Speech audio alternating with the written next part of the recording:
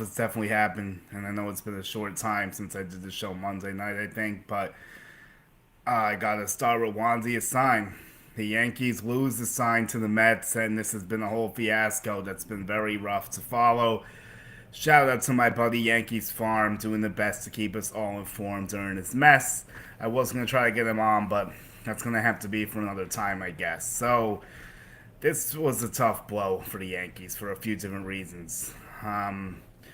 Honestly, it was basically one of the few things we were looking forward to in the international signing period, which now a lot of the agreements have evaporated since they fired their scouting director, and there seems to be a lot of chaos going on right now in that department, I guess. I'm not sure why a sign backed out, especially because he took less money to go to the Mets, and the Mets steal another player from the Yankees in light of the Luke Weaver situation, Devin Williams, Clay Holmes, Juan Soto, the list goes on and on. But more importantly, for this moment here, a sign was a 16-year-old shortstop, and he definitely has a lot of ability, and he was ranked second on the pipeline prospects right now behind Luis Hernandez, who's expected to sign with the San Francisco Giants for 4.8 million. So this guy is a left-handed hitter. They say he's very twitchy. They like his left-handed swing, good bat speed, power. He has good speed and defensive tools. Like maybe he can stick it short, but then I think I saw something that they might view him as more of a third baseman as well down the line. But again, it's so far to tell. So I think it's a tough loss though, just because of like the Yankees have not done well in the international scouting department, and I thought, well, recently I'll get through more of that, but like I think that it's more like they haven't really hit in that department, obviously, but the reason why is like a couple different things. I think it's like they put a lot of stock into Dominguez, and he could still be a hit. He might be the best thing they've done out of that. So we'll have to see how that goes. Roderick Arias is a bust. Brandon Mayo is trending towards being a bust.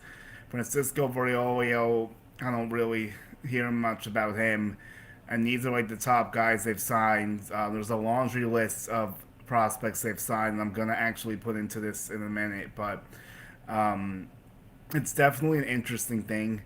There was a lot of rumblings that he might end up leaving the Yankees to sign, and then there was the rumblings they were going to keep him, they were going to lose him, there was no way they would let him go. They've been trying to sign him for 2 years, but obviously, I guess he didn't like the new direction the Yankees were going in.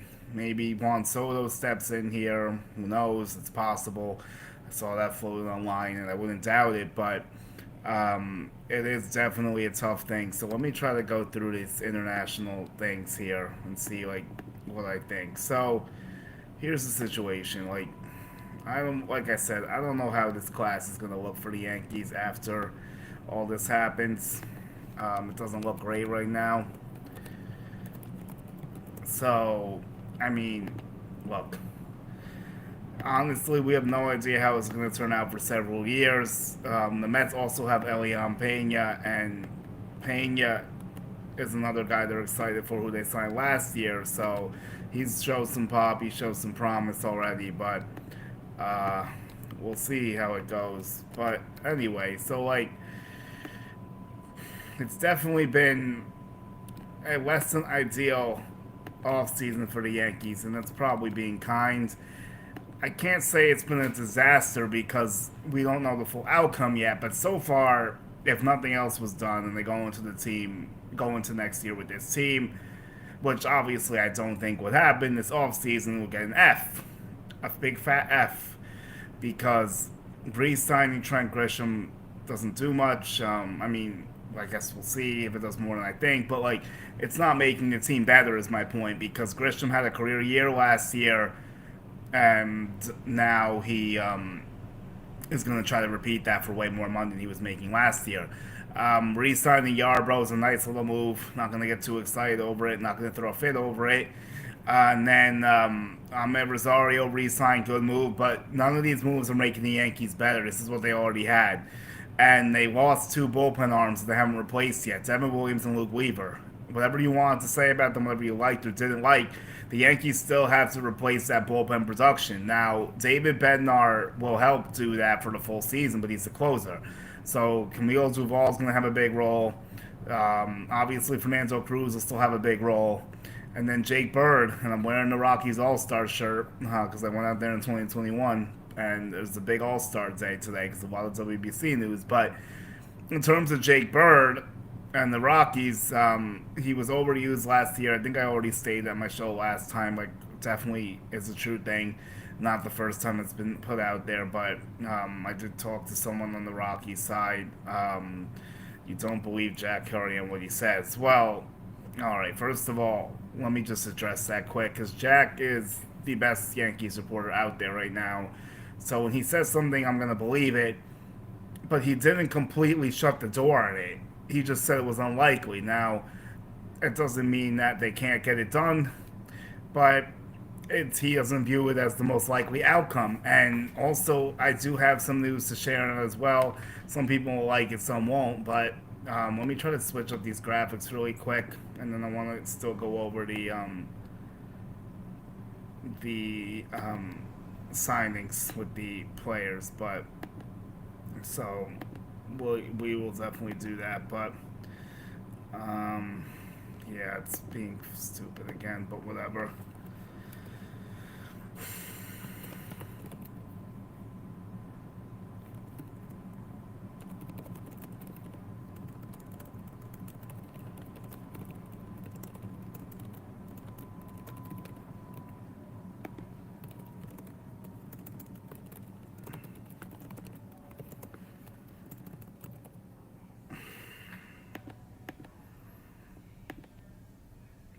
Okay, yeah, I wish it was better, but whatever, I guess. I don't know why it keeps doing that, but um, anyway, so we'll move forward with that. Um, so here's the thing that I heard. I heard that Freddie Peralta to the Yankees is actually could be. I'm not saying this is 100% obviously, but I heard it could be more likely than signing Imai. Now the reasons why the Peralta trade makes sense is for a couples everyone's. If they're gonna crunch the budget, $8 million is the best value you're gonna get for any starting pitcher this year by Freddie Peralta. There's no better contract to take on, except maybe Joe Ryan at that point, but that's gonna cost way more.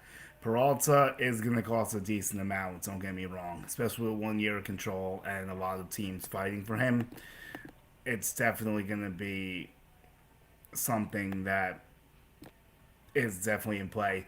Now, if you want to look at a Freddie Peralta trade, you can look at what the Yankees and Brewers did last year when they got Caleb Durbin for Devin Williams and Nestor. So I think that while Devin Williams went from the Brewers to the Yankees for Nestor and Durbin, but more importantly, like Durbin did play well for the Brewers, so they might like the Yankees farm system, and there is definitely a target that could be appealing to them in Spencer Jones because Jones is a big time outfield bat, and he okay. So this is all right. I found a tweet, but Jones is a big time outfield bat, and he could be a guy that might interest Milwaukee to take a chance on because they know they're not going to re-sign Freddie Peralta. That's why this is all coming up, obviously.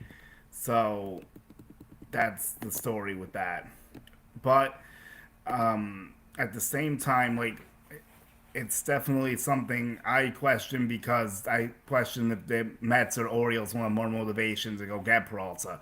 But do the Yankees have the package to get Peralta? They absolutely do. I mean, you can make it up a number of different ways. If Spencer Jones headlines that, you can throw in the Ben Hess, the Cunningham. Probably would prefer not to throw in the LeGrande or Elmer Cruz, Elmer Rodriguez, but you never know what they might ask for. Another upper level pitching guy that they could do is, let's see, Hess, Cunningham, LeGrande, and then there was Thatcher Hurdle. He's in the lower levels. I think if the Yankees don't make a move this all season, not spend much, they'll lose a lot of fans that won't come to watch the games. This is actually something I want to talk about.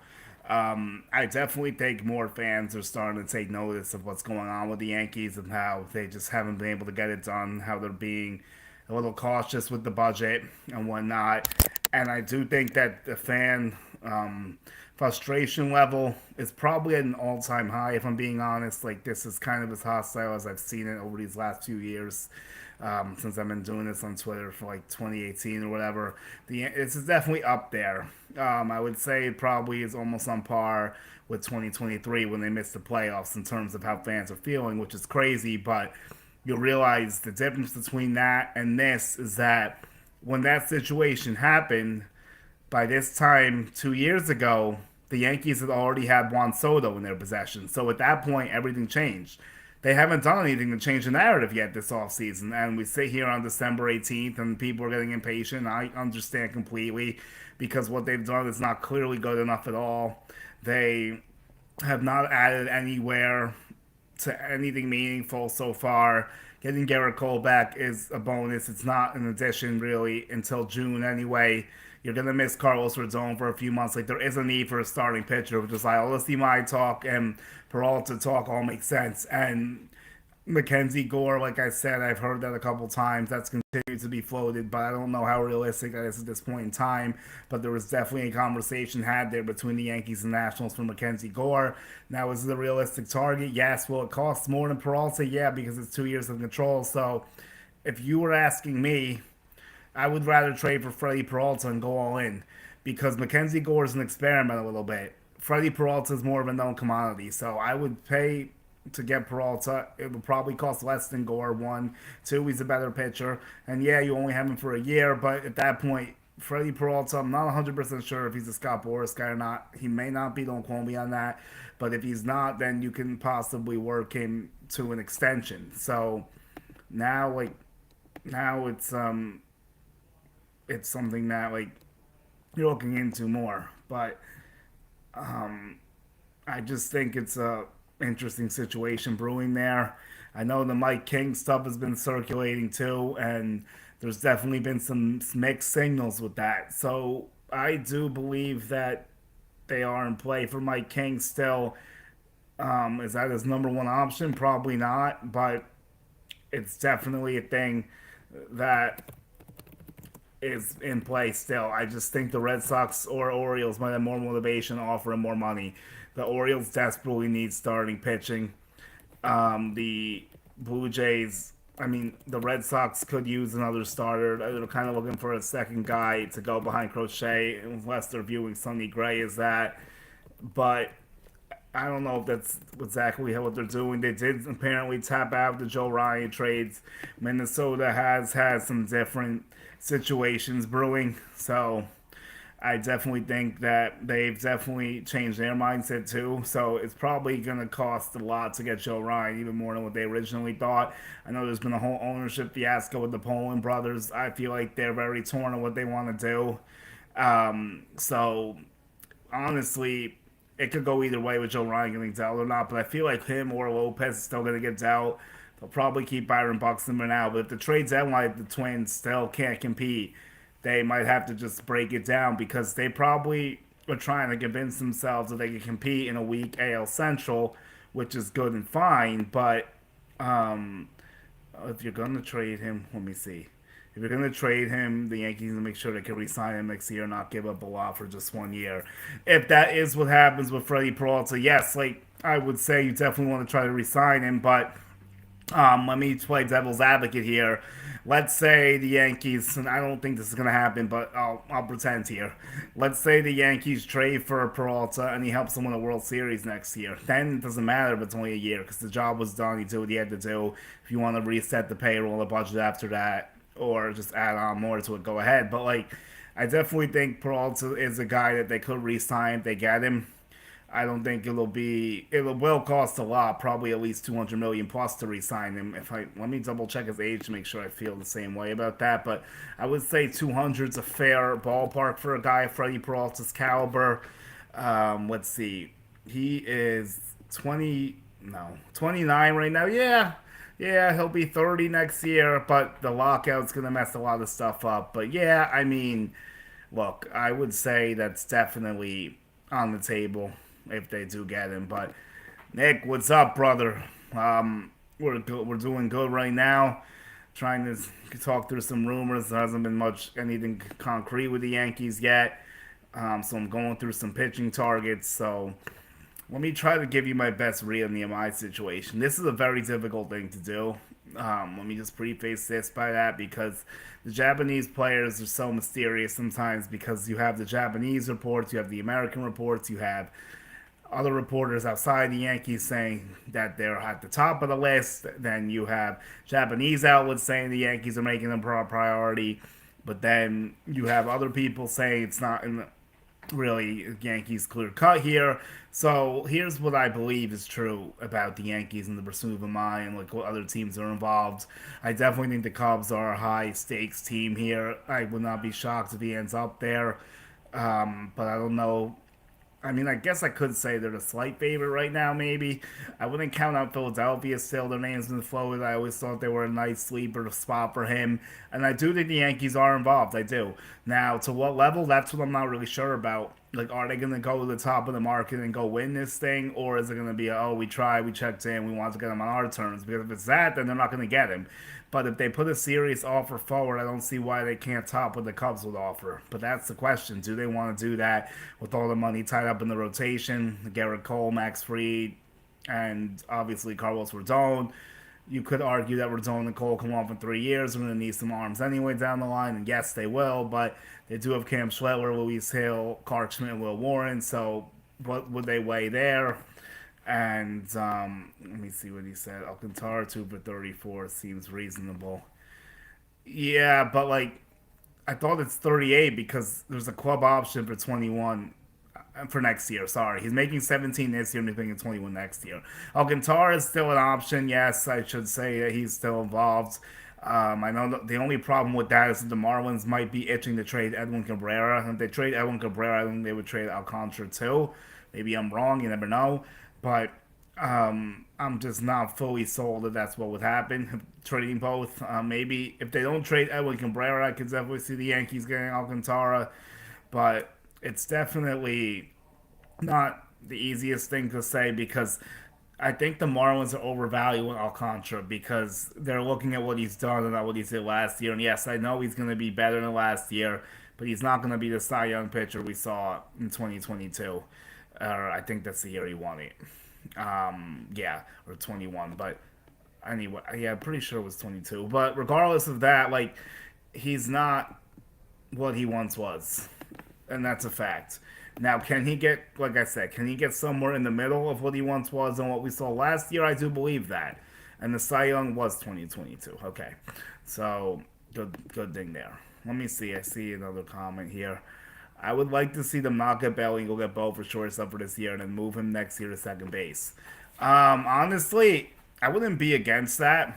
I just don't think they're going to do it. That's why I haven't mentioned Bo Bichette. And I talked about this earlier on Twitter today, and I'm going to get into some rumors and stuff I've heard too. And then, like I said before, I will share this graph of the prospect disasters of the signings. But more importantly, like, a couple things here. I think Bo Bichette would be a good Yankees fit. A, the knee right hands of hitting, B, the knee contact, less strikeouts, all of that. And he has good power. But the problem is I just don't see them dishing out that type of money for Bo Bichette. I mean, I know they're saying it might be less than Ballinger, which I don't really believe, but we'll see. I'm skeptical on that. I feel like Bichette's a $200 million player, and even if he's a second baseman, because the guy can hit. And I think he might be more of a second baseman than a shortstop. Now, the only way the Yankees would sign Bichette is if they traded Jazz Chisholm, which I just don't think is realistic. And I'm gonna talk about this for like a minute, and then that's it. I don't think it's realistic because there's only one option that's better than Jazz Chisholm, and that's Ketel Marte. Now, I don't think the Yankees are going to trade for Ketel Marte, and he would cost a lot more than they're willing to give up, most likely. A. B, he has them on their no trade list, so we'd have to work that out. And he might, that doesn't mean he can't get traded to the Yankees. It just means you'd have to approve it and see if he likes the situation. Does not mean he can't get traded there. But he's more likely to go to Boston or Tampa Bay, probably. If he does, and I think he will get moved. I do think it's going to happen. And the Alex Bregman smoke kind of makes sense to me a little bit. Bring Bregman in, trade Marte, Now, I'm not saying it's advisable for them to do. I can see why they want to do it. I wouldn't support it because I think Cattell's better than Alex Bregman, and but they want to change the dynamic in the locker room, and if they trade Cattell, they basically swap salaries, so Bregman will get more. So it's a question if this guy wants to add payroll in Arizona because he did sign Merrill back for 20 a year. Um, it's just let me see. Jazz making 10 million. Why would Jazz be moving on health or off the field stuff? Yes, that's part of it too. That's another reason why I don't think he would get traded either because, like I said, you can't get anyone better than him. I don't think it really improved. I can't. The only way you can make an argument that it would improve the team, and this won't happen, but I'll play this what if game. If they sign Bo Bichette and they traded Jazz for some pitching, like some elite pitching in the bullpen and starting rotation, or like not even Brendan. The Cardinals wouldn't take him for Donovan, and I don't think Donovan's better than Jazz. So let's say you do that. Let's say you sign Bichette or trade for Donovan. Signing Bichette would be a lot better. But could Jazz return like I'm reaching really high here. I'm using this as an example. It's not an actual thing. Could he return somebody like a Cole Roggins? But the issue is the Royals would have to sign Jazz, and they wouldn't give up Roggins unless they knew they were signing him. And the Yankees would have to give in a lot more than just Jazz to get Cole Roggins. So that's just an example. I'm not saying it would happen. I'm just using some names. So I just don't see it because he's like in the Yankees. He was the Yankees' like third best player last year, probably offensively. Actually, yeah, he might have been better in balance. It depends how you look at it. But I thought the Yankees would trade it. He can play over, and then when it puts on at third, it's an upgrade. Yeah, I mean they might still, but I don't think they put him at third because there's McMahon and Rosario. So if they got Donovan, he's probably playing like some left field, and a situation where they would trade Jazz, but. I don't really think it makes sense to trade Jazz and then use assets to get Donovan. I just don't see the balance there. Now, if you get Donovan with Jazz on the team, then Donovan rotates around the diamond a little bit, which could be possible, but I don't really know right now because they said the Mariners and Giants emerge as the front runners. I could see Seattle because they lost Polanco, they need a replacement. The Giants maybe, but the Cardinals are asking for a lot. But yeah, back to Jazz, like, and he's also a 30-30 guy. He definitely had a great season in the regular season. I know he struggled in October, but so has Cody Bellinger, and I think it's just a situation, like I said on Twitter, the Yankees would have to be overwhelmed to trade him. I don't see that really happening, especially going into the lockout. So I really think the people are not. I'm not gonna say using his name for clicks, but it is a flashy name. It does help push stories and like it makes people read. Oh, might he get traded? Like, and it's a slow off season for the Yankees, so people are trying to stir some stuff. I get it, but I don't think this is the right stir here. I don't think he gets traded, and I feel good about that. And yeah, I mean their OPSs were the same. Jazz had more bombs, more stolen bases. I think less RBIs. Bellinger's WAR was better because of defense, but regardless, Jazz was the top three player on the team last year. So, okay, let's see. We got some questions. What right-handed first base catcher and outfield do you see as options? Wilson Contreras, too much money. I do like Contreras as a fit. I do. But if they're crunching numbers, then it probably doesn't make sense. I mean, the Cardinals paid down some of Sonny Gray's deal, though. Would they pay down some of Wilson Contreras' deal? I bet they would. Now, is there enough in that deal that makes it worthy? Like if you have a Jojo Romero or a Brendan Donovan in that deal to offset some stuff, maybe, but I think it's unlikely, unfortunately. I would like to see the Yankees get him because I think it makes a lot of sense. And yeah, I know people are down to catching the first platoon idea, but they do need a righty bat. He can hit lefties well still. He still has a lot of good bat speed. He has a good pop still. He had like a 3 WAR in 135 games last year, so he could still play. And I would think he would actually be a great addition to the Yankees lineup because he's won a World Series before. He'll be hungry to prove that he's still a good player after it didn't work out in St. Louis. So I think it would be a home run, honestly. But the money is an issue, like you said. So they do need a right-handed bat at first base, which is where Wilson Contreras would come in. Now, I'm gonna go over the options. I think for right-handed first base and catcher. Like, okay, do you see them making a big trade for Miller to help out with the back of the bullpen? No, probably not. I think they might make some type of bullpen trade, but I wouldn't expect them to empty the farm. Well, not empty it, but it would cost a lot to get Mason Miller because the Padres traded their best prospect for him, so they're not going to just take nothing for him. You're probably looking at Spencer Jones, like maybe Carlos Legrand, like that type of package to get him. Like it's going to cost a lot, so I don't think that's going to happen. Do I think they could trade for an Estrada or a Moron? Yeah, those could be more likely. Maybe I wouldn't be shocked if those came across the ticker at some point. But I don't really see Mason Miller. I definitely see some under the radar reliever trade we've never heard of coming. I don't know exactly when, but eventually, like we talked about several times, there is interest in Michael Kopech, so I want to see if that one comes together. Gary Phillips also mentioned Kopech the other day. He works for the Daily News, so I think that's definitely something I'm monitoring. I talked about that at the winter meetings. I was the first one to express that there was interest from him from the Yankees side, so he is an option. And another guy in that category fell off the board today, and Sean Armstrong. So Sean Armstrong was the Rangers reliever, and the reason why I bring this up is because the Rangers really are not adding any pet salary. I think they signed Carantini, but other than that, they have really done nothing. So I think they did that because they had to replace Jonah Heim, but at the same time, like that's not going to move the needle after trading Simeon and not really adding anything offensively besides Brandon Nimmo.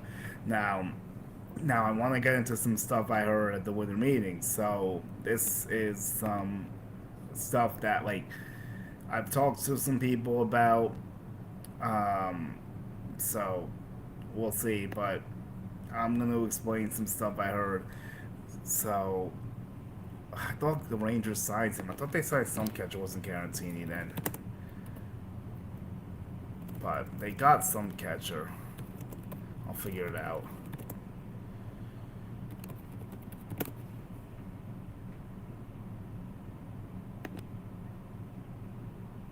Yeah.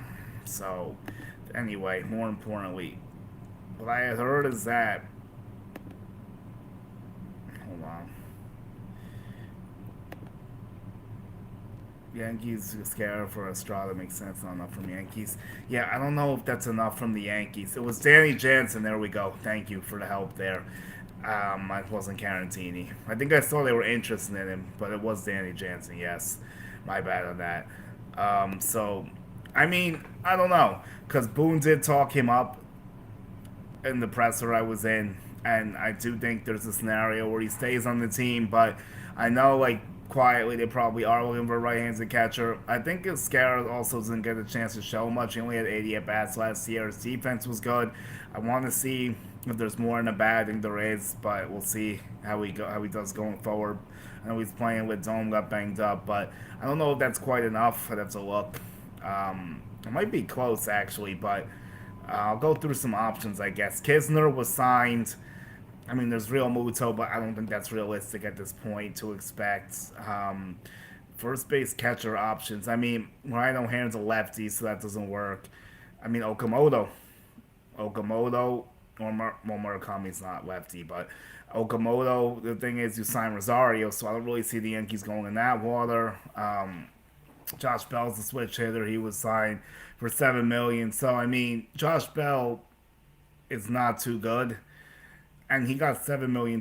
So the Yankees might have to pay more than you think for like one of these options, even not the catcher, but if there is a catcher that comes in. So for first base, I mean, I definitely think they need someone as well. They need one more bench bat somewhere. Now, could it be Contreras? That would be good, but like you said, the money thing, and if he's going to be making that much, you probably don't want to bench him. When I look through a couple things with I hear the sound of the Yankees and Cubs from would think if true, we would pick the Yankees. Yeah, I did bring that up before about Imai. But so the thing I heard with the Rangers was that Corey Seager is not the best clubhouse guy. Now some stuff comes out from John Heyman that there were some issues with him and Marcus Simeon. So I don't know. I felt like one of them was going to get traded. They may have made their choice with Simeon, and maybe Seager does stay now. But to me, like the Rangers are really crunching payroll, so I feel like they would trade him in the right deal. But they're not going to just dump him for the sake of dumping him. So I don't know. The Yankees would have to show appetite to take on that money, which I'm not convinced they have right now. But I mean, the Rangers would definitely pay some of it down. The Yankees would have to give up something decent in return. Would a guy like Volpe interest them? I don't know, but that's a possibility. Or could you send McMahon over to Texas just to get off that money, and then you have Seager play third? Could that be possible? And then you'd have to give a decent prospect or two to have if they were taking McMahon's contract though. But again, I don't know how that clubhouse dynamic would be because there was definitely something going on in the Rangers clubhouse last year. But at the same time, Seager and Simeon played together and they won the World Series. So to me, it's kind of like the Mets situation, which I'm going to get to in the parlay of this, is that I don't think when you are losing that any clubhouse situation is going to be the best. I mean, obviously, you don't always hear about stuff like this coming out of clubhouses and losing seasons, but with the Mets, I heard that Francisco Lindor is actually not too well liked in there. Now we're hearing more stuff come out about this. I heard that it was a divide between him and Soto. A lot of the players like Soto, and Soto and Lindor didn't see eye to eye like that reported said. I don't really think it's a fashion thing. I think it's just the way they approach baseball and like the preparation maybe outside the game. Not to say Lindor doesn't work hard because I'm not saying that, but Soto is all about baseball. And Lindor, he does that fashion stuff. But I don't really think that's what it is. But Soto's mindset is eat, sleep, and play basically, and then go to the Dominican Republic in the off season. Francisco Lindor is married. He has a family life which is different than what Soto has, obviously, and he has a lot of maybe he has more off-field interests and he's like in more commercials or whatever. But there was something that didn't quite sit right with the two of them. I don't know if that's going to be situated before the year starts. I feel like Brandon Nimmo was probably on Alonso's side with some stuff, and Alonso was probably gravitating towards Soto maybe. And then McNeil and Lindor don't like each other. So Jeff McNeil, when is he going to get traded? I'm still wondering. I don't know why he's still on the team. I think he should have been traded a while ago. Look, it's not going to be a good return, but they just got to eat the money and move on if that's what they have to do. Jeff McNeil cannot be on the Mets next year for a couple of different reasons. First of all, the clubhouse dynamic with him and Lindor is terrible, which is a huge problem. He's not producing well enough to be worth the distraction, too. And the Mets just need to move on. I mean, they flushed the majority of the core. So I think that they just have to swallow their pride, bite the bullet, and just get rid of one more piece there. I'm not saying to trade Lindor because that's crazy, and I don't think he is going to get traded. I would never suggest that. Now, is there something brewing with the Padres and not a Fernando Tatis trade? Not Tatis, but there is a lot of talk that the Mets and Padres have been working on some stuff. Are they trying to get Mason Miller on a crazy deal? I don't know. I still don't actually think Miller's going to get traded. I feel like it's kind of like a Jazz Chisholm situation. Like if someone knocks his socks off, I'll consider it. Because AJ Preller and the Padres are in an absolute mess. They have no starting rotation. They have no budget to add anyone significant, and their farm system is not what it once was. So the only solution that Preller has is to trade off his active roster and try to rectify the situation. But the problem with doing that is that he's gonna get worse because he's losing major league talent.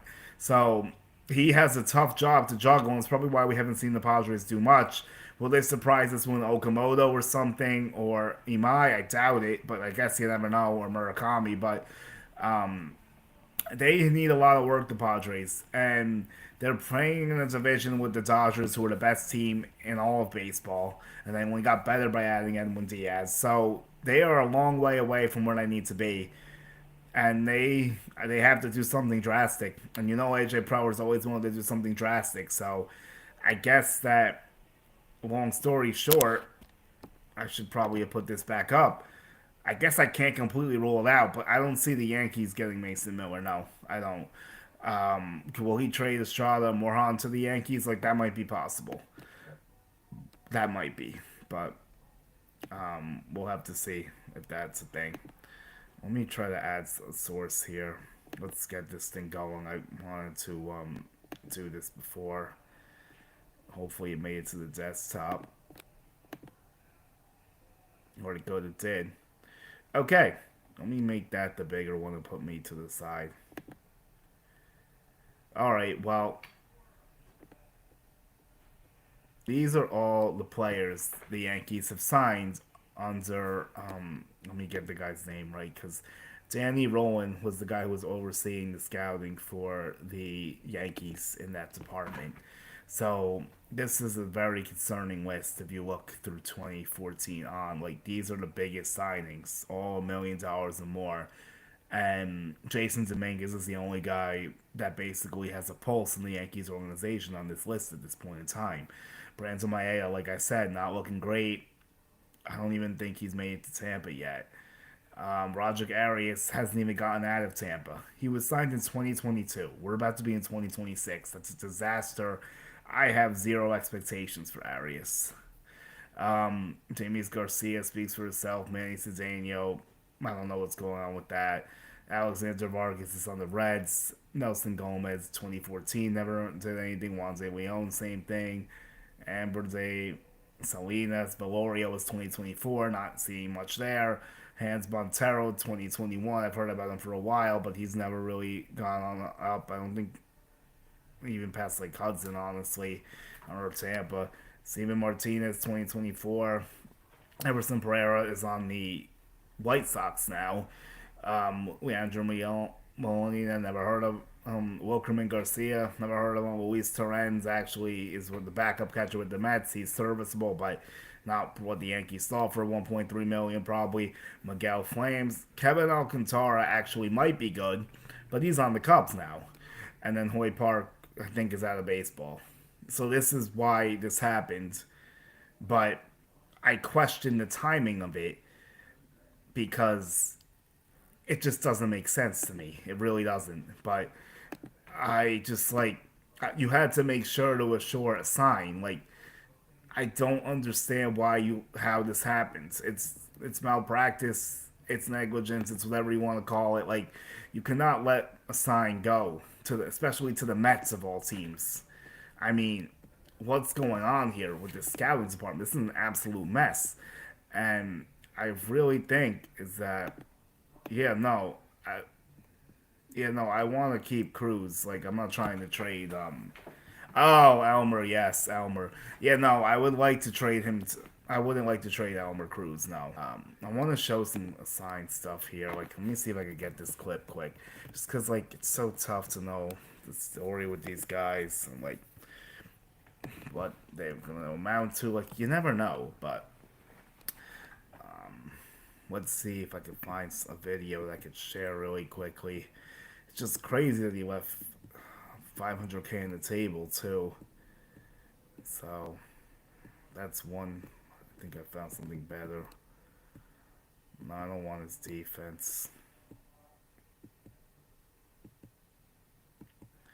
Yeah, I'm looking through clips now to see what I like. I saw something like a Yankees jersey, I thought. But more like Yankees practice gear. Alright, well, this might work if I can get it properly, but it's definitely an interesting time for the Yankees right now, and I wouldn't say that's necessarily a good thing.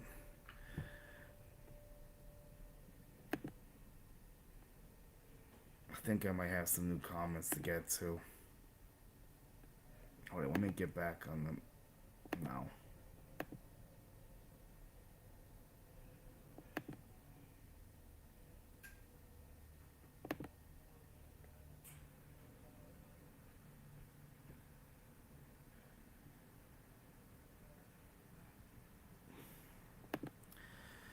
Okay, at least I'm.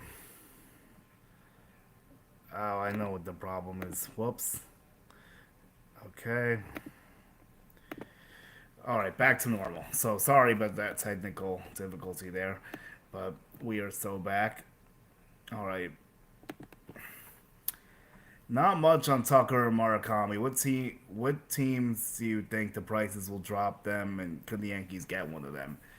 Murakami's coming down to the 22nd. I don't think he's really a fit for the Yankees right now because they're looking for right-handed hitting, as we've expressed, and like it's another all or nothing guy. I don't. Unfortunately, it did look good at a point in time, but I would be surprised if the Yankees get him. What teams do I think are in on Murakami? It's such a tough thing, but I would say the Mets are in there. A lot of speculation quietly, but the White Sox has been getting some noise. I think the Pittsburgh Pirates are involved, and if you want to go to Okamoto, I think they might be involved with him as well. I don't know if the Dodgers are really in play here. I can see the Angels being a sleeper for one of these guys. I think the Giants have expressed interest too. So there's been a few speculated things on Murakami, but nothing definitive. So I do wonder what his market looks like. What does his deal look like? I mean, at one point, I thought he was going to get like 200 million maybe. Now, I question I almost question if he'll even get 100, but I think he will. I think he'll get like, you know what? I would say he gets less than what Pete Alonso and Kyle Schwarber got at this point. Let's say 6 years, 145. So if you want to give a prediction, like I want to say like something weird, like the Pirates or the White Sox. You know what? Pirates. I have no idea why, but um, let's say he goes to the Pirates. They need a first baseman. They need some impact.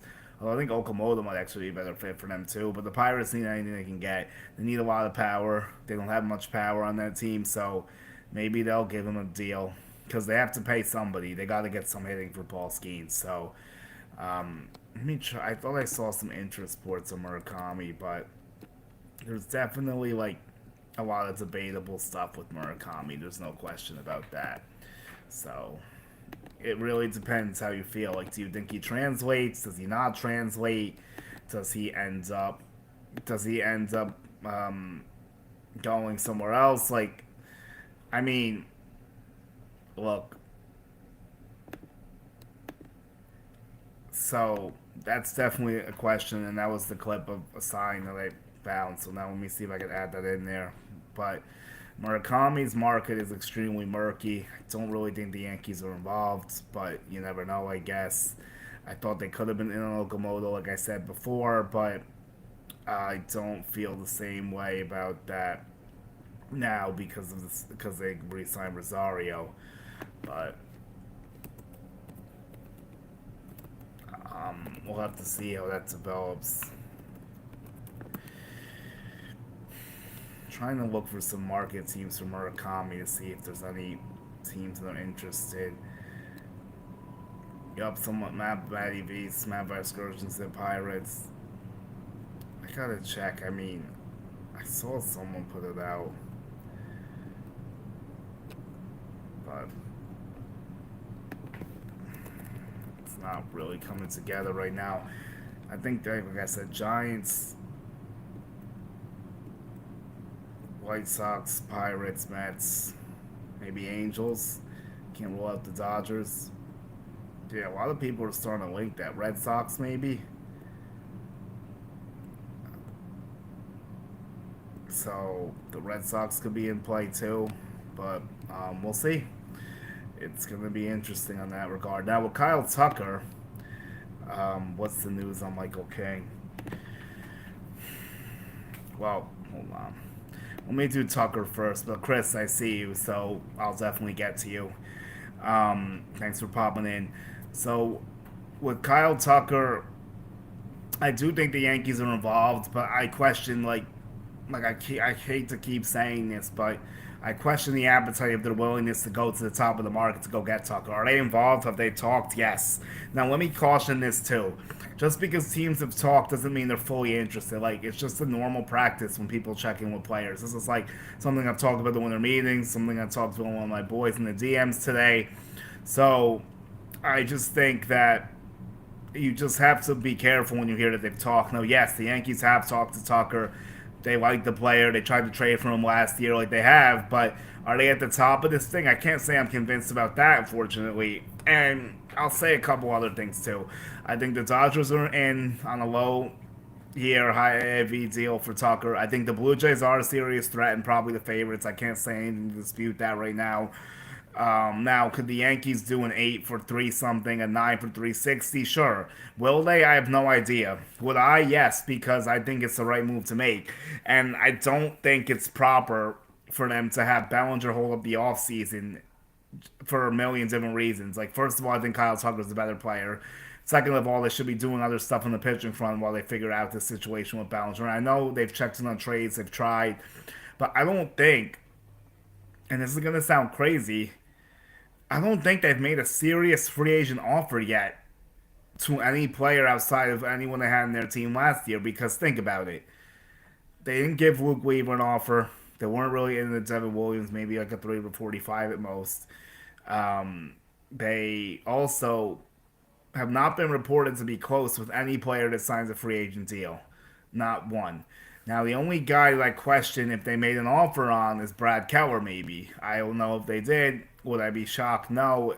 Would I be shocked if they didn't? Also, no. But I know they're looking for bullpen help, but to me, like, I don't think they're trying to spend $10 million or more on a bullpen arm, AAV wise. So it's probably why they weren't in on Weaver, probably why they weren't in on Suarez, Diaz, and it's probably why they won't be in on Fairbanks, along with a nerve issue maybe. But that's kind of how I'm feeling about that. But just like I said, when you see the Yankees linked, also the agents use the Yankees to drive up the narrative, price, everything else. Same thing with stories, guys, reporters. Like, they're going to use the Yankees to get clicks. It's just a thing. But I do think there is some interest in Kyle Tucker, legitimately. Yes, I do. And the same thing with Michael King. Now, I don't have anything new on King, but I'll give you my best synopsis of the situation. I do believe it's Orioles, Yankees, and Red Sox at the top, like we saw in that report. I think the Mets are in it low key. Now, I've heard some stuff floated around 4 for 80 for Mike King, from like a 3 to 75. Now, that's a big difference AAV wise, but if you spread it out, you could save it in the short term, but would that hurt you in the long term? I think you could commit to Kane for 3 or 4 years comfortably. I think the Yankees know what he's about. He knows what they're about. He could be some solid stability in the rotation. Also, if he has to miss time, the Yankees have the depth to resolve that. If you open the season with, because Gordon and Cole won't be in the rotation to open the year.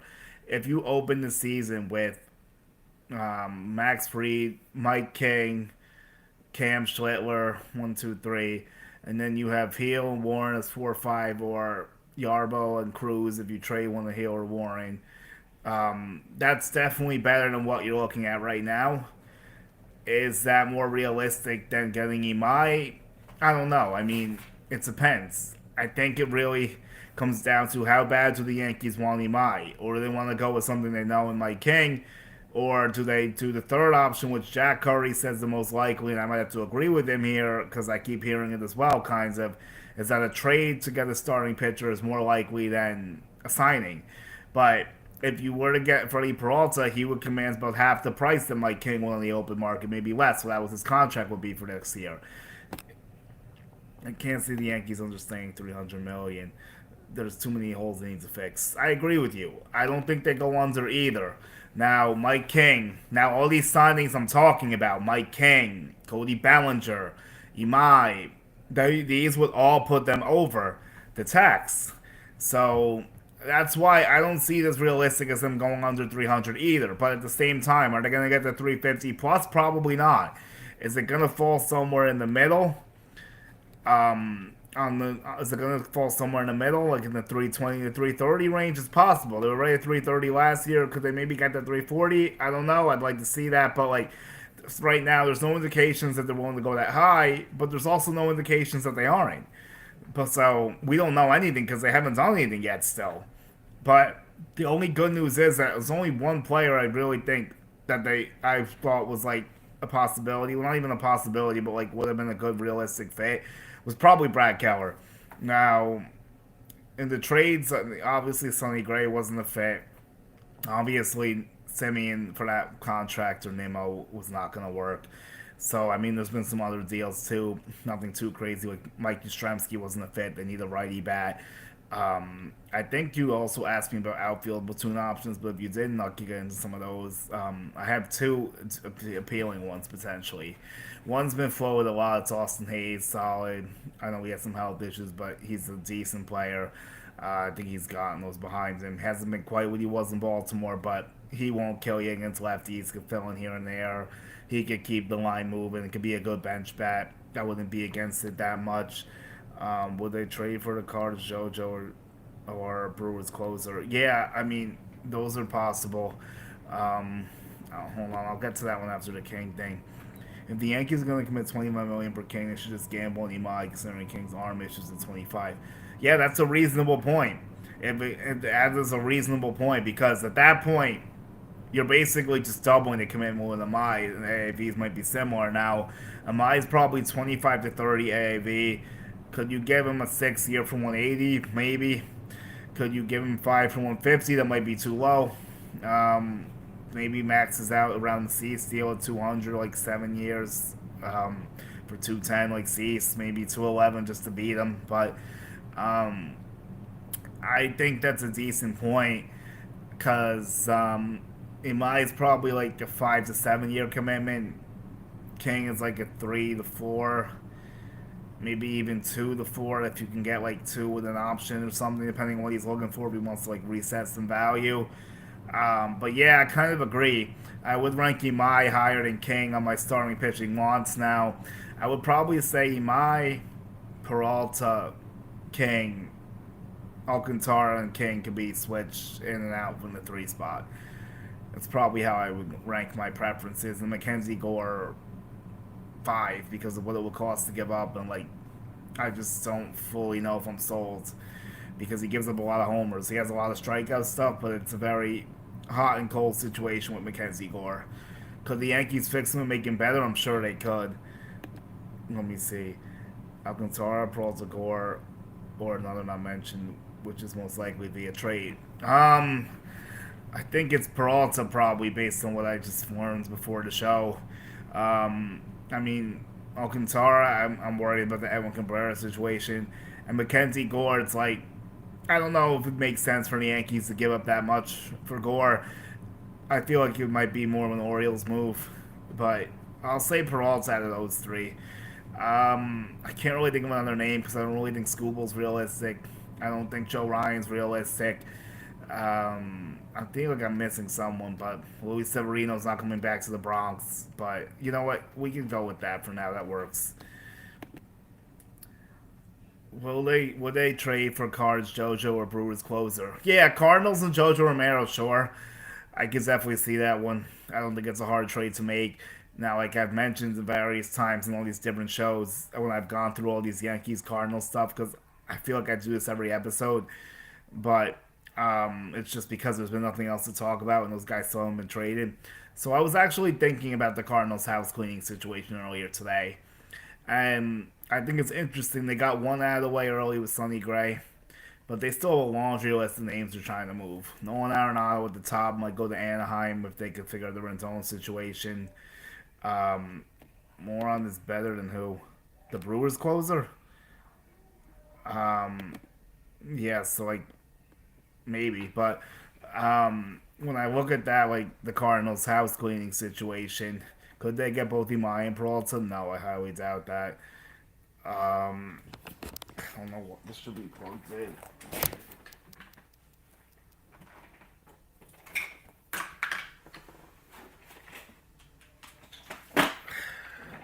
That should be good now. So is the KBO monster better than Murakami? Yeah, I actually did. I know I've heard about this guy, but um, I don't think the Yankees would take him. Probably, I'm not saying they shouldn't, but I heard he's pretty good. Sung Mung, but I think like I don't know why I could see the Tigers signing him for some reason, but we'll see. Or like the Dodgers, of course, just to add another player to their mix. But um, no, because that's gonna be too many pitchers at that point. I can't see that. That would be crazy. but you'd have to trade a lot out of there. You have to get rid of Heel and Warren. No, because well, Kamai, Peralta, Cam, Zone, Freed, Cole. That's not gonna happen. Um, so I don't see that. It's only gonna be one pitcher probably. It could be a nice second. Yeah, but they got Jazz still, unless they trade him. But I still don't see that has happening really. Now let me get back to the Brewers closer. The Brewers closer, maybe the Yankees could, but like I have a hard time seeing them trading for McGill and Peralta. I feel like it's one or the other situation. Um, that would be interesting if they got the Brewers closer again after last year, but I feel like Peralta is probably more likely than McGill. I don't know if they'll necessarily trade McGill either. I feel like Freddie's more likely to go, but let me see if I can get this thing of a sign really quick. If that one worked.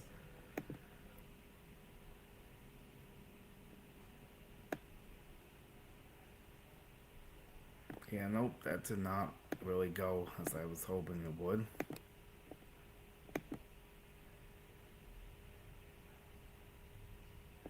Maybe it would. Maybe it would now. But that could be interesting. Hassan Kilby for Mason Wynn. Could be Mitch Keller out of Pitts. Yeah, I don't really want to trade Kilby. I feel like he's really good. His bat might be better than Mason Wynn too, although I know Wynn plays good defense. Mitch Keller, sure. I know the Pirates are trying to get better, so would they trade Keller for Jason Dominguez, let's say? Because I want to give up Spencer Jones for him, but maybe Dominguez and some pitching could go back to Pittsburgh. For Keller, he could be a stabilizer, nice 3 or 4 starter. Yeah. Let me see. Hopefully, I could do this now.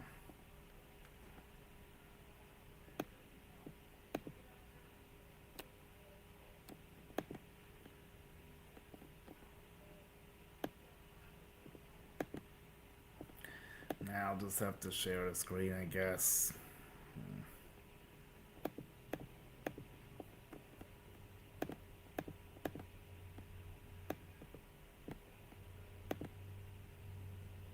Zach Gallen thrives so much in Yankee Stadium. Yeah, I don't really see him as a fit. I think he's too probably rich for their taste. They don't seem to be enamored with him by any means, but I feel like Angels, maybe even Mets, could take a shot there. Martian and Harpy will be more than just him, but like, yeah, maybe you could start with that.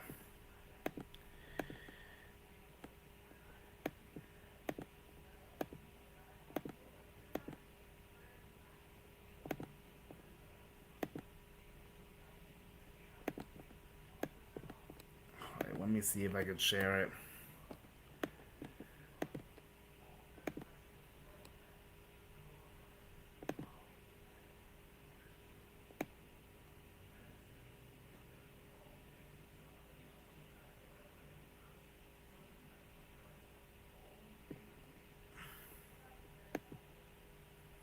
It would be cool.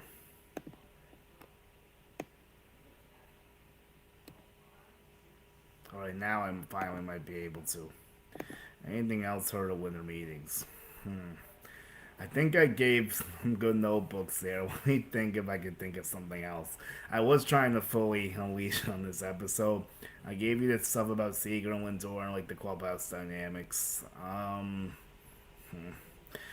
gotta think on that one a little bit.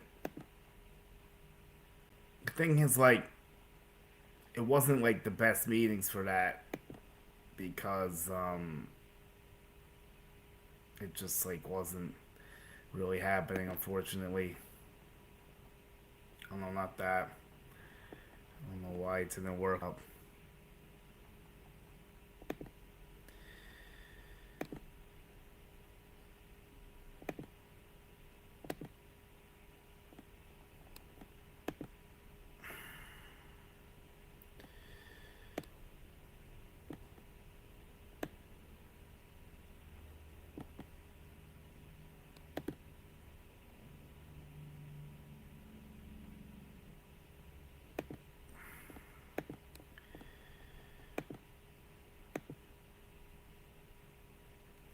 I wish I could get this clip or whatever, I guess. So anything else heard at the winter meetings? It was the dry meetings because there wasn't a lot of stuff going on. Like, there was really just three moves with the Mets losing two players and then Kyle Schwarber basically going back to Philly. So, like, a lot of the stuff I was hearing was about how the Mets were going to try to rebound from it. Like, I didn't get anything, like, concrete. It was just a bunch of different strategies thrown at the wall. The Yankees was, like, quiet as a peep. Unfortunately, I didn't get much there.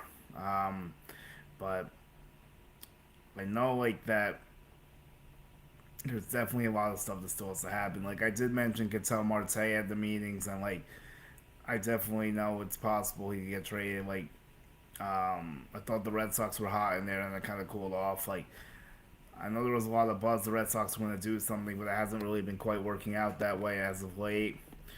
But nothing else too crazy. I kind of emptied the notebook there a little bit.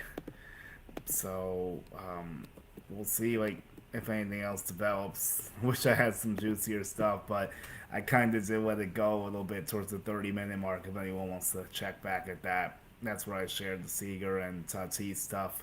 Actually, no, it wasn't Tatis. Well, I did hear that Tatis won't get traded this year, but next year is possible. When I asked them when they were like next year, so I was like, okay. I think I may have mentioned that in an episode before. And they also didn't think it was that likely Seager gets moved, which I might agree with now since they got rid of Semien, unfortunately, for that. I'm trying to think what else. I mean, I think that the Mets like might stay with that approach of like not overpaying the starting pitchers, and the Tigers, Mariners, Phillies, and Mets, Blue Jays, Pirates, Red Sox were some teams reported on Murakami as of December 12th. So yeah, I don't know. I wish that video would load on here. Let me see.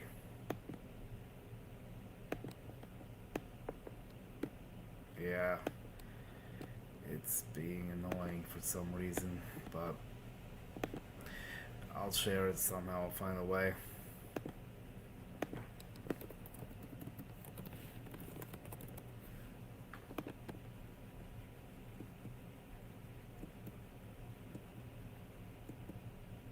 Okay, alright, here we go.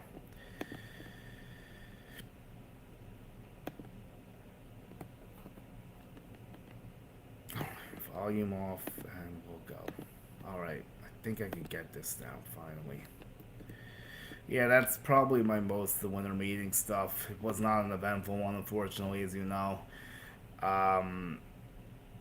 It just like it wasn't like the other ones I went to, unfortunately. Alright, so here we go. Here's Wandy Asigen.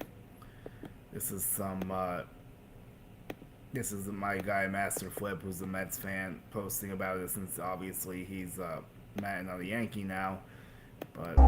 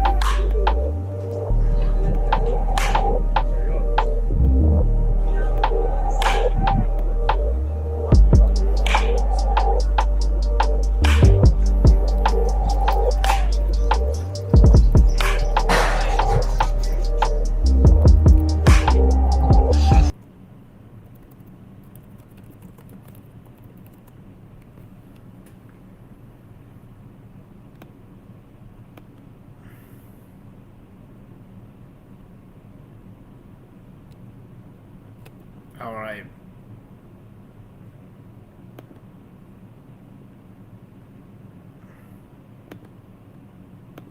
Okay, so we're good on that. But I just wanted to show everyone a little bit of what the Yankees might be missing with the sign. So we're gonna have to see how that goes over time, I guess. But um, I'm really curious. So they have him listed at 6 feet, 175 pounds. Do I believe he's 175? I have no idea. But that's what he's listed as. So we'll see. But that's kind of the gist of what happened here. I do want to say that um, I wanted to talk about Luke Weaver quick and like my thoughts on it. I did a little video on it yesterday, but I'll just give my final parting takes here. If anyone else is here and has more questions, I'll gladly answer them. I know I'm going longer than I wanted to, but it is what it is at this point. I didn't even like share this that much, so I do appreciate everyone showing love and coming in. But um, let me try. Let me. I should have put this on my YouTube channel. Well, it is on it, but it acts funny with the live feed, so it doesn't always like show that I'm doing it on my channel. But okay, I have another subscriber, so that's cool. 439. Let's do it. Um, okay. So, oh wow, we actually have a decent amount of views right now. Thanks everyone. So we are at 29 right now, which I think is low, honestly, because I saw something that's at 56. But I do want to thank everyone that's popped in. Now, let me get this on the live feed and the Julian Gallardi show. Yep. So, all right. So my final thoughts on like the Yankees Mets thing, the Luke Weaver situation, all of it, like how the Mets are taking all these players from the Yankees. So I think that it's interesting. I don't think the Yankees want Luke Weaver back at all. I don't think it was bad that they let him walk. I think it's funny that the Mets got him because they can't seem to find anything else but ex-Yankees these days. At this point, it's getting ridiculous. Now, could they complete this and take Cody Bellinger from the Yankees? Now, would I be upset if that happened? Should they be upset? I don't know because Bellinger, his numbers around are being crazy right now. It's thrown around. No one's getting close to meeting that. With Weaver, I think it was just time. You know, it was a good thing. Last year, he kind of got exposed. There were some tipping issues, some injury issues. So I think he'll be fine with the Mets. Like I said on my podcast yesterday, or my clip or whatever, I don't know if he's going to be worth 11 million a year, but I do think he'll be decent for them. And it's just funny how it's going to be Weaver and Williams across town doing the same thing they were with the Yankees. Basically, it's Weaver setting up Williams. Now, does Weaver take Williams' job again in Queens? That would be the ultimate ironic fate there. So, we'll see. They definitely need more in that bullpen still, I think. The Yankees do too. So, like I said, Kopech will be a good target for them. They lost Armstrong and they lost Keller. So, there was a few names that Gary Phillips brought up. Let's get to Gary, actually. I do want to share that tweet. But in terms of Weaver, like, yeah, he was a good pitcher in 24. Last year was good until he got hurt. So I think that it's very, very interesting, that whole thing. I get why the Yankees didn't bring him back for that money because, like I said, they're really not trying to spend that much on bullpen arms anymore. And it's obviously apparent they didn't want him back. They're not even making an offer. Kind of speaks volumes to me. So do they think he's cooked? I don't know. Um, but we'll see how he rebounds. I do like the addition of Kay Winquist, which I said the other day. This guy throws gas. Gary to the story on him, and he was on the hot stove tonight also. Okay, so here is the tweet from Gary. We will share the tweet. I guess I'll just open this up and share the screen. Um,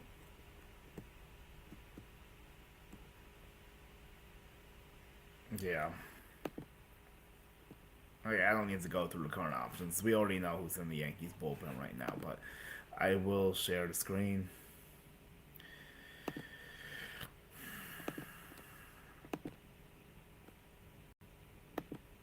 Okay, so here's some names he mentions. Armstrong is obviously off the board. He was on here. Hunter Harvey's an interesting name for me. Jacob Junis, Um, Derek Law, I mean, okay. Luis Garcia, okay. So Anthony Dominguez gets my attention a little bit. I'm not really interested in Shelby Miller. And Fairbanks, I already talked about. And then there's David Robertson, Kirby Yates, and Loizaga, which I doubt the Yankees sign any of them. So I think Loizaga ship has sailed. Now, he's going to play for Nicaragua in the WBC. Possibly, I know he wants to, and he's pitching for Indio Stabor in the APBN in Nicaragua. And also, like, some other notable news with that in the WBC world was Tariq Skubal's playing for USA, which I love because I asked him the question this year. He seemed very interested and happy he got the approval, and it's cool I was able to resurface that today with Latino Sports and World Baseball Network. So let me get myself back up on the main screen, but um, I don't need to go through that right now. But I think it's awesome that Skubal's for USA. Joe Ryan's going for USA. Logan Webb, David Bednar, another Yankee going for USA. With Aaron Judge, of course. Mason Miller got added to the squad, so Matt Boyd's going to be in the rotation. Nolan McLean is added to the squad. So there's a lot of stuff going on there. And I think it's great for baseball that growth that the WBC is showing with all these guys wanting to play. Now will be enough for USA to overcome Japan, Dominican Republic, and some other tough tests they'll be throwing their way. It definitely makes their chances a lot better. I mean, they lost by 1 run last time, and their pitching staff wasn't anywhere nearly as good. But again, they only have 3 runs. They only scored two. Even these guys, I'm mentioning, could give up 3 runs. All it takes is 1 or 2 bombs. But they will be in a much better position. So that's really exciting stuff. Now, I was going through some stuff with the Oh, Ballinger. Okay, Ballinger. So let's end with Ballinger. Um, the situation with Ballinger. That's what we're going to end this.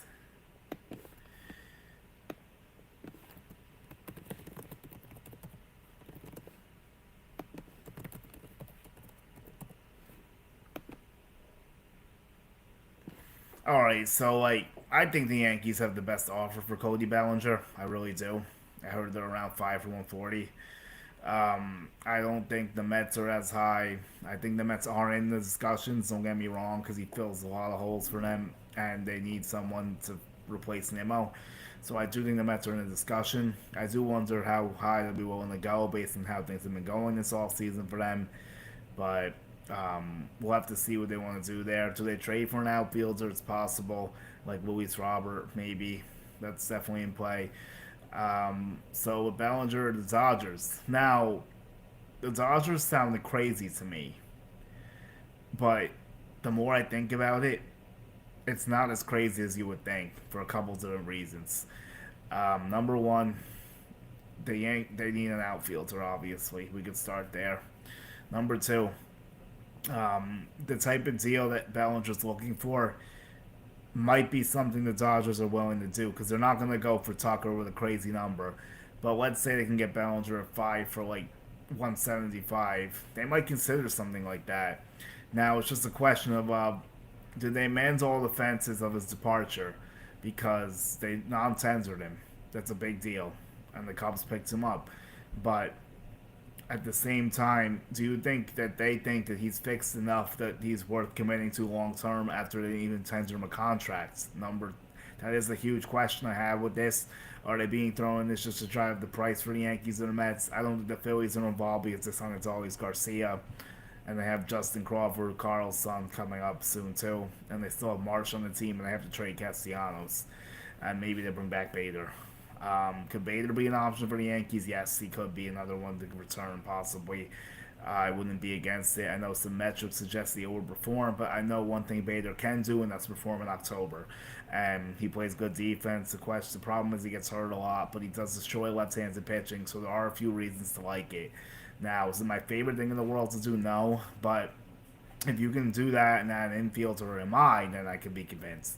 But I would be hard pressed to see Bader coming with Bellinger, obviously, but you never know, I guess. So I think that Bellinger does want to wait till Kyle Tucker, it seems. Scott Boras is throwing out crazy numbers that aren't realistic right now. But I know he definitely is that at a minimum he wants Bellinger to get more than the money Pete Alonso got and more than the money Kyle Schwarber got because he doesn't view him as a DH and he's a good outfielder and first baseman and five tools, yada yada. But like I could do that conversation too. But at the end of the day, his offense has been very up and down. He has not put together back to back good years for a while. And he's not the MVP he was with the Dodgers. Let's just call a spade a spade. He's an above average player, elite at times, but not a fully elite. So that's where I'm looking at that situation with Bellinger. Do I think he resigns with the Yankees? I mean,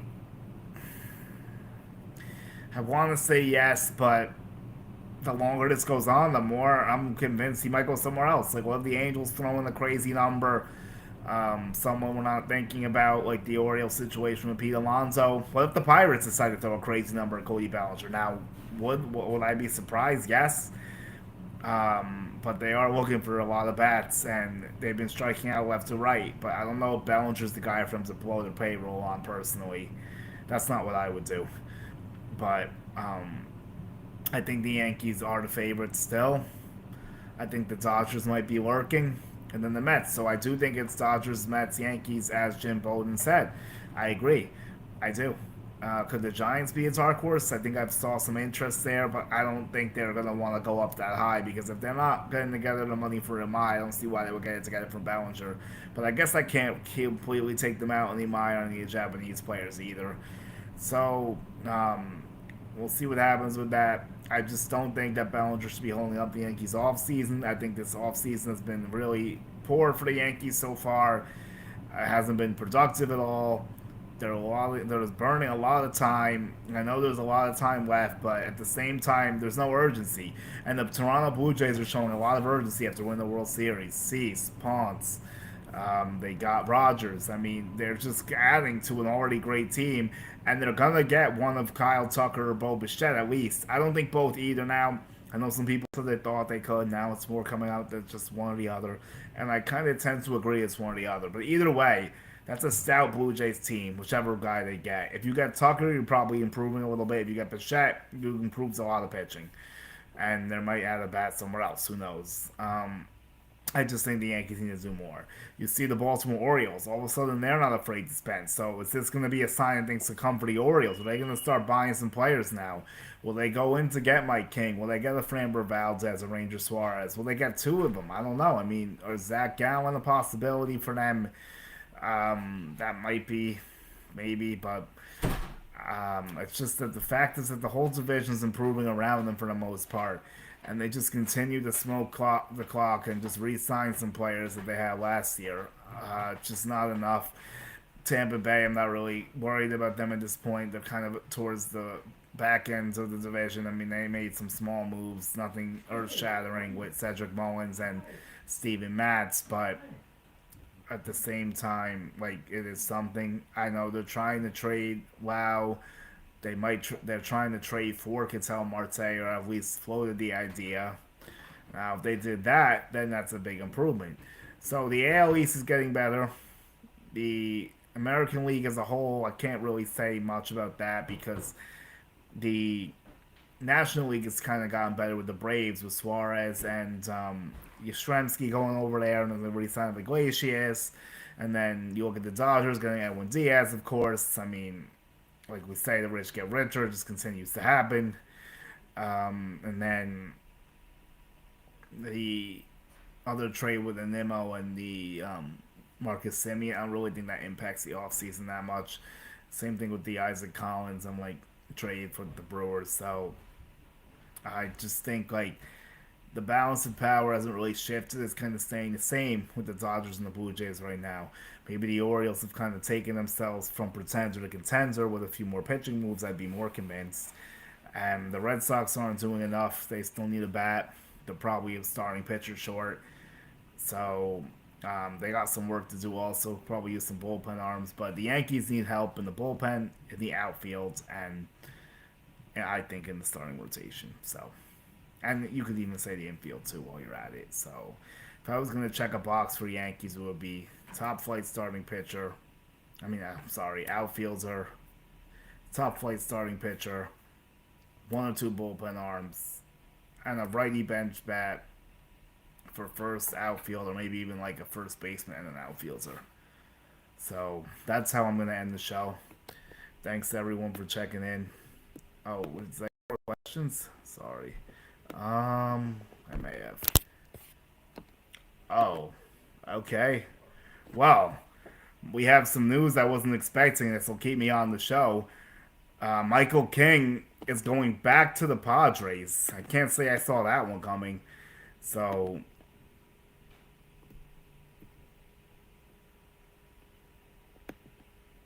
yep. Thank you, Nick, for that. Let me get that tweet up. We'll share the screen. So Mark Feinsand gets the break here. And it's kind of like what I hinted at a little bit, actually. But I didn't expect it to come from the Padres. But, um, oh, is this gone already? No, I didn't share it yet. Hold on. Good thing I kept this going. I should be back sharing now. No, it's not. That's annoying. Okay, my phone is buzzing probably because of King. And someone just asked about King. Chris Cowie. Oh, yeah, my phone's going off the hook right now. Alright, I got some news from Paston on the deal. Okay. Boston, Baltimore, Yankees all use for leverage this time. Yeah, I guess so. I had no idea the Padres were even going to try to get him back. Shit, I gotta share the screen.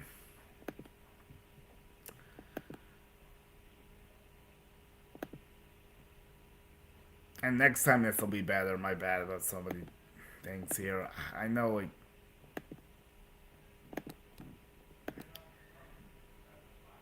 Okay, so.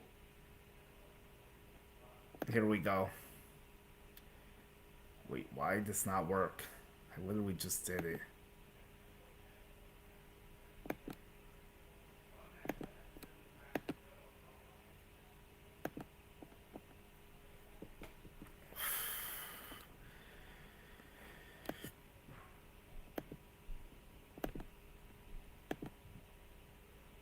Alright, well. I know how to fix this.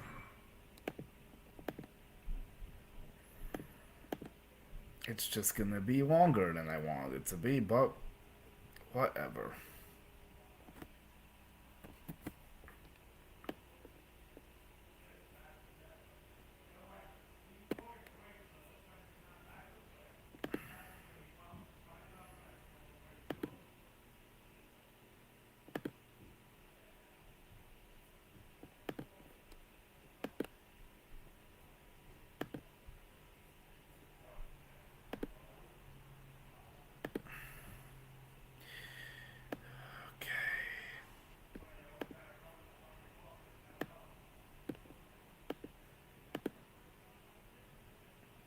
Okay, here we go.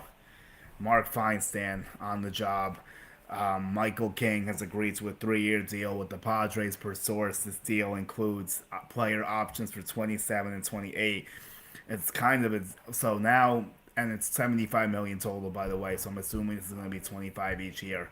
So now the situation comes together with King and the Padres, which no one really saw coming. They weren't even like rumored in it. Like you said, they were all used for leverage this time. Yup, show that tweet. Boston, Baltimore, and Yankees all used for leverage this time. So now you wonder how the rest of this is going to shake out. Does this make them more aggressive for Amai? Does it make them more aggressive for a guy like Peralta or Mackenzie Gore? This is really interesting stuff here. I think I am surprised it's the Padres. I really am. So I just didn't think they were going to do this, but like I said, AJ Preller is always cooking. You can never count him out. He always finds a way. He's inevitable. He'll keep that team alive as long as he can, despite the payroll restraints and everything else that's been thrown their way. He finds a way to still add talent to that team. And yes, I know he lost Cease And I know there's been talks about trading Pavetta, and they will get Musgrove back at some point next year, I think, so that'll help.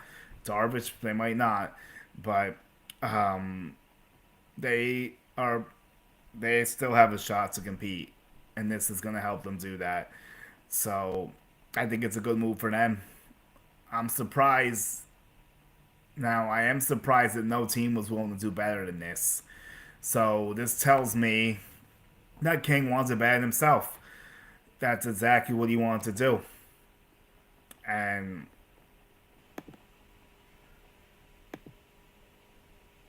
that's what he's going to do. So we'll see.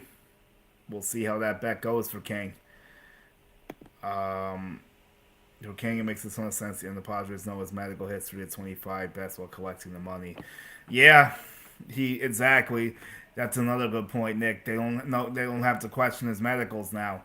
If he goes to a new team, it all would have been reevaluated. So maybe there's a deeper issue that he felt comfortable with the Padres. Now, so this is a very simple situation. If he pitches well, we do the same song and dance next year, and he's a free agent. If he pitches well in 2 years, then we do the same thing again. But is he going to want to go into the lockout as a free agent if he can help it? I don't know. So that's why he gave himself these options. 25 million a year is good AAV for him. But to your point, Nick, at that point, is it worth just taking a shot on the Mai? Because you obviously have to give him at least 25 million a year to sign him. Now, if you gave him a 4-year deal for $100 million, would he have taken that over this? It's possible. Did anyone offer that much? I don't know. Unless he just wanted to do this to bet himself specifically. So if he does ends up pitching well, he can do it again next year and make 30 million a year for more years. So it is a good deal for both sides. I agree with you. I do. So it's another option gone for the Yankees and the Mets. I started this with a sign taken from the Yankees to the Mets, and now it's going to end it with a bang of Michael King going to the Padres. Let me see if there's anything else going on I need to know about here. I was about to go, but everyone's blowing up my phone on Twitter. Yes, I know King's a Padre, guys. Thank you for that, Nick, because I might not have known if it wasn't for you. So, let me see. Yeah, now it's just getting confirmed by a bunch of people. Yeah, this is nothing new here.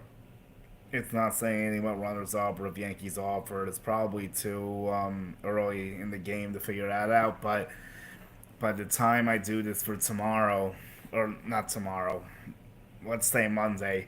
Well, I guess you never know. But I'm not planning tomorrow right now. But let's say I come back on the show Monday or something, then I think that I would definitely be having some knowledge of what the Yankees and Mets offer, maybe. But again, who knows? So that's another option gone off the free agent pitching market. That's what I do know. To me, I'd be stunned with my signs for less than 6 for 150. Yeah, me too. I think it's going to be higher than that. I think it might even be 180. It might even be 175. It might even be 7 over 200, 211. Like, who knows? What if it's 8 for 250 if someone goes nuts? Like, you never know how these things can go. But I think that's a minimum of 6 for 150 probably. Maybe even 6 for 160 is my minimum. But we'll see. I think that he has more upside than King. He's 27. He's healthier than King. You don't know how he's going to project, but we did see what Yamamoto did. We've seen Darvish, we've seen Tanaka, we've seen Kuroda, and a bunch of other Japanese arms have success in the bigs. So I like the chances that he's going to be good as well. So I think that's why the Yankees should invest in him. I could end on that maybe, unless something else trickles down. But I will say that I do believe that the Yankees are gonna get some type of pitcher. I just don't know like if it's gonna be the high impact that everyone wants it to be. Like, could it be a Lucas Giolito? Could it be like a Nick Martinez type, like something like that? But it's just like to be determined. So here's what I was gonna say. Michael King has set the market kind of in reverse order to me. I don't think Ranger Suarez gets less than Michael King.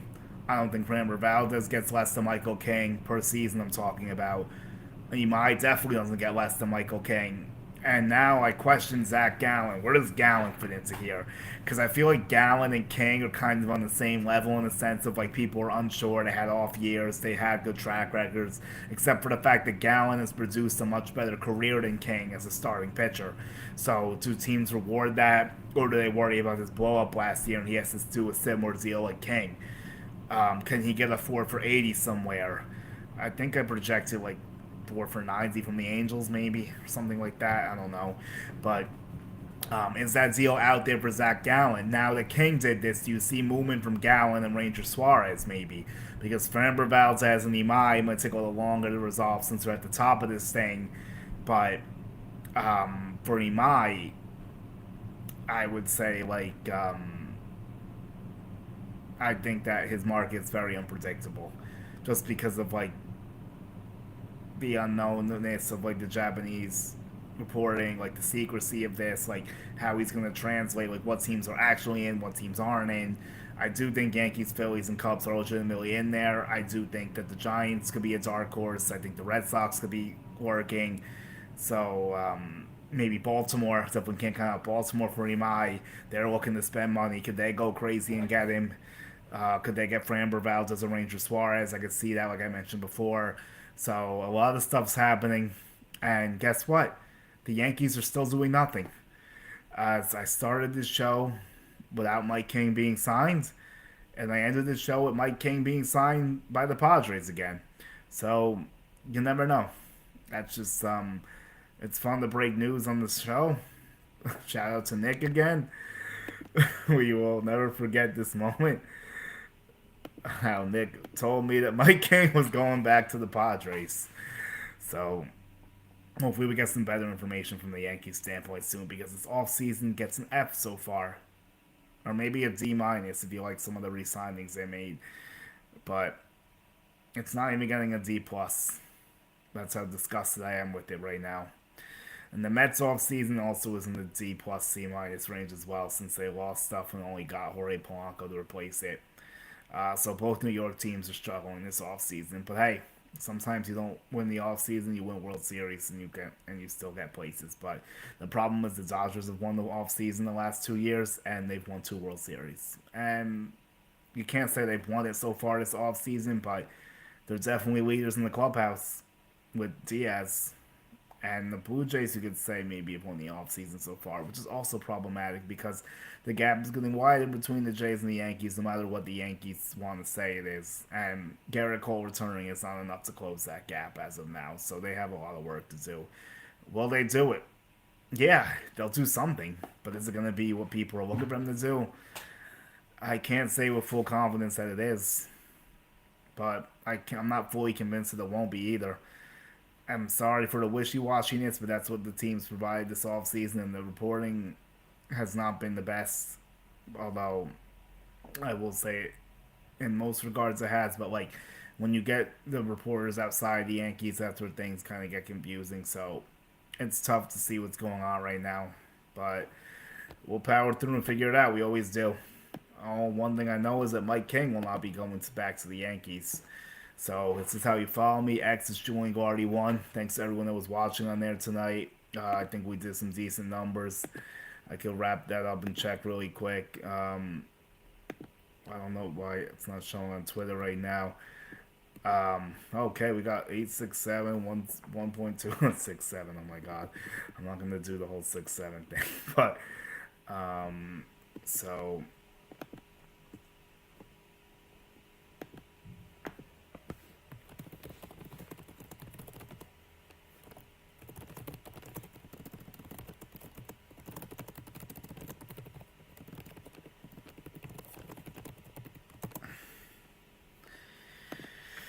So, yeah, I should change this to Michael King signs with the Padres, honestly, but it's too late now. We'll go with a sign because, like, I did do a post about King anyway. I think we'll do all right here. If I could fit it, that'd be great. Actually, maybe I could. Let's see.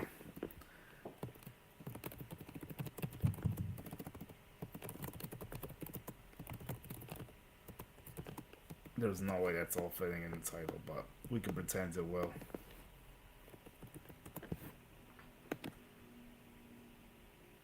So, Twitter is Julian Guardy one, where a lot of people found this today. Thank you. Um, Instagram is Julian Guardy 11. TikTok is my name, Julian Guardy 1. Um,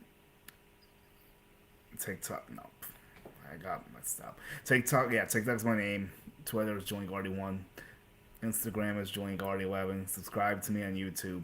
If you search Julian Guardy, you'll find it. I'll close with this. Is it true that the Cubs and Yankees down the Cubs and Yankees for a my? I don't fully believe that. Maybe I'm wrong, but I don't fully believe that. I don't know. Because Francis is a great reporter, but I still feel like there's other teams in it behind the scenes quietly that aren't being publicized as much. I just think Amai's too good of a talent to just be down to two teams already. And look, it's 2 weeks until his posting deadline around January 2nd. I would be surprised if he was down to a final two unless he did all this and we don't know and he eliminated teams and like they said like that they went through the parameters, maybe they had meetings quietly. I don't know if he's come to the US, hasn't come to the US, there's been conflicting stuff there. This is what I mean. It's really confusing. So I don't believe that personally. I don't think it's just down to those two. I think there's more teams involved. That's my answer. So another thing, we're gonna have to see how it goes. But I think we'll get some news on Murakami. You know what? Monday we're definitely doing a show because we have to react to the Murakami news. So that's definitely gonna happen. But thanks again, everyone. This is fun. Definitely went longer because the King break, but gotta adjust on the fly and say it's another blow for the Yankees in my opinion, unless they get a starting pitcher, which we haven't seen them do yet. But yeah, he goes back. Yankees, Red Sox, and Orioles used for leverage, and it worked. And he got what he wanted from the Padres. So we'll see if he can build on that or if he goes to free agency again next year. But now he has options, and he secured himself for possibly 3 years, but at least 3 years because if he opts out, he's definitely going to be going to get more money. Do you think the Yankees will make a trade or sign someone before Christmas, and who? Um, hmm. Wow. Yes, but I don't know, but yes, but I don't have a name. I'm only saying yes because I feel like they have to. There's no inside information there, I promise. Want me to spitball something here? I mean, I could just go with the boring answer and say they re-signed Ballinger, but that's not fun. And I also think that might take longer than Christmas at this point. But I did hear that Kyle Tucker will sign before Christmas. So if Tucker signs before Christmas, then the Yankees could, in theory, get Ballinger after that. So I'll give you that's the boring answer. If you want a fun answer, I'll say they trade for Freddie Peralta by Christmas would be bold, so I'm not gonna go that bold. That probably takes more time to develop. Um, you know what? They do a trade with the Cardinals by Christmas for either Jojo Romero or Brendan Donovan somehow. Or they surprise us with Wilson Contreras. A Yankees Cardinals trade in some capacity before Christmas. That's my guess. Boring one is Bellinger resigns before Christmas. Exciting wired is that the Yankees step up and get Kyle Tucker, but I don't think that's that realistic, unfortunately. But I'm not going to completely rule it out. So we'll see what happens there because like if the Yankees wanted Bellinger back, I feel like he would have been back by now. Like I'm not really sure what the holdup is if he's fishing or if the Yankees are trying to see if they have better options. It could be both. I know they're definitely looking for more than what's being offered. Obviously, that's why the deal hasn't been signed. But how much more? I'm not sure. At least there's a large gap though right now. So that's why I think Bellinger might take till after Christmas because let's say Tucker goes before Christmas, then Belly might want to reset.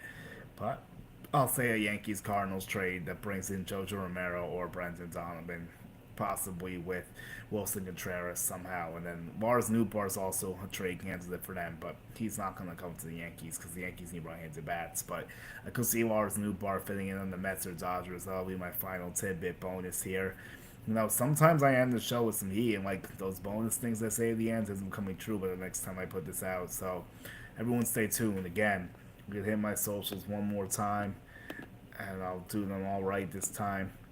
So Twitter and X, where a lot of people are seeing this tonight, it's Julian Guardy1. Instagram is Julian Guardy11.